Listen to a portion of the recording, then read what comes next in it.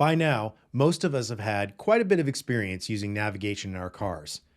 We're either using the ones included by the manufacturer or we're using our phones. What you may not realize is that navigation systems have an important leadership lesson built into them. Let's dive into it.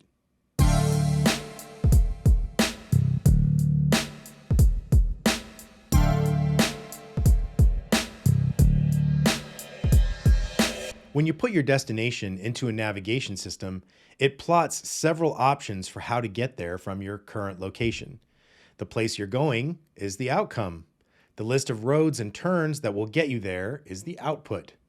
You'll notice that the navigation system is very focused on the outcome. If you miss a turn or intentionally go a different way, the system merely reroutes a new path, staying focused on the outcome, your destination. If our nav system was focused on outputs, it would care that we drove on the roads and took the turns that it had plotted out. Imagine how annoying that would be. Too many leaders make a plan and force their teams to follow that plan, regardless of how the situation on the ground is changing. That would be like our navigation system forcing us to turn around and take the turn we just missed, rather than adapting to the change and finding a new route. One of the most fundamental shifts that I can help leaders make is one towards a focus on outcomes rather than outputs. This is truly a shift from being a manager to being a leader.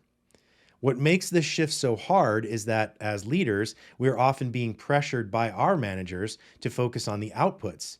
They seem fixated on them, so we should be too. This dynamic is one of the reasons I named my upcoming book, One Drop of Poison: How One Bad Leader Can Slowly Kill Your Company. Well-intentioned but bad leadership behavior spreads like a drop of poison in water.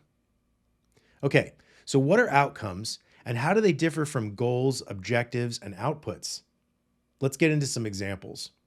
An outcome is what you hope to achieve when you accomplish the goal, like improved health and fitness through exercise. It's broad and strategic.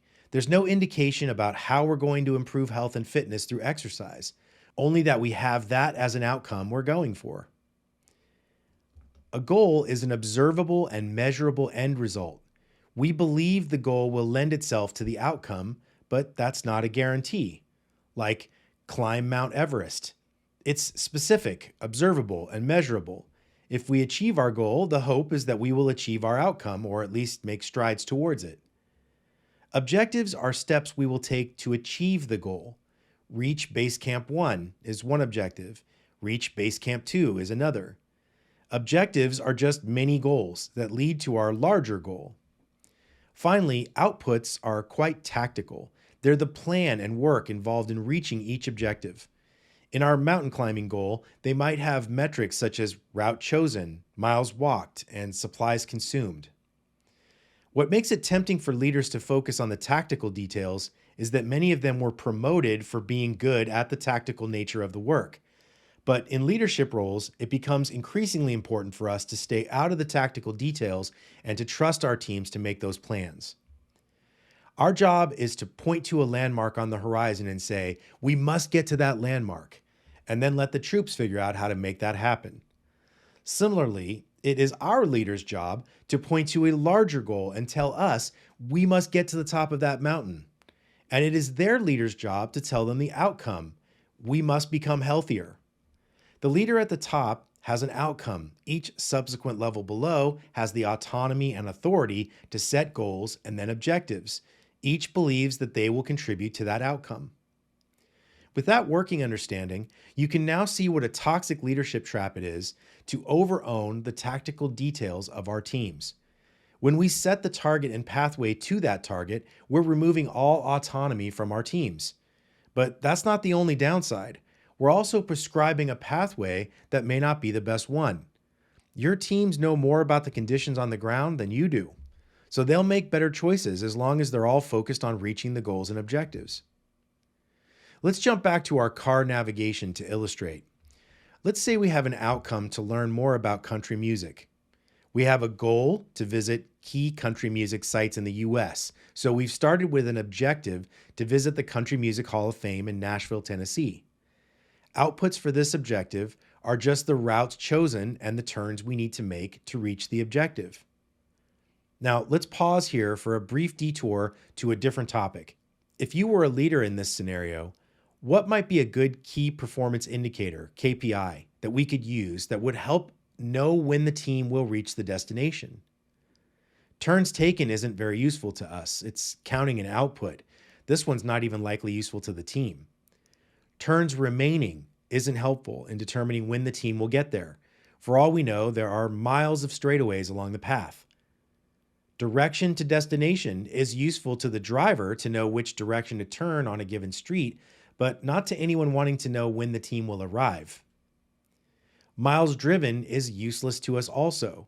If they started in the next state over or are going to drive a scenic route, this will in no way help us figure out when the team will arrive. It's only miles remaining that provides us with any clue that helps us figure out when the team will get there. This is all simple enough when you have one team traveling to the Hall of Fame. But what if you have multiple teams? With each team starting from a different place, their routes, outputs, will be different. Here is when our miles remaining KPI will be very useful. You'll also notice that we were very specific about the destination for the teams. Just because leaders need to stay out of the tactical stuff doesn't mean we don't want them to be very specific about goals and objectives. It would be a very poor objective to say, get to the museum. Just look at how many museums there are in Nashville. So we want them to know precisely where they're going without telling them how to get there. They are the ones on the ground who can best adapt to the reality of the road and make the right decisions about how to get there. It also builds trust between teams and leaders when teams are given autonomy with getting their work done.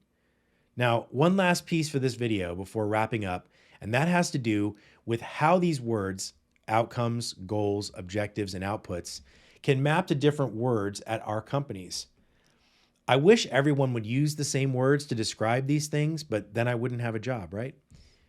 So sometimes you'll see outcomes called strategic outcomes. As we've learned, adding strategic is redundant, as there's no such thing as a tactical outcome for our purposes as leaders anyway.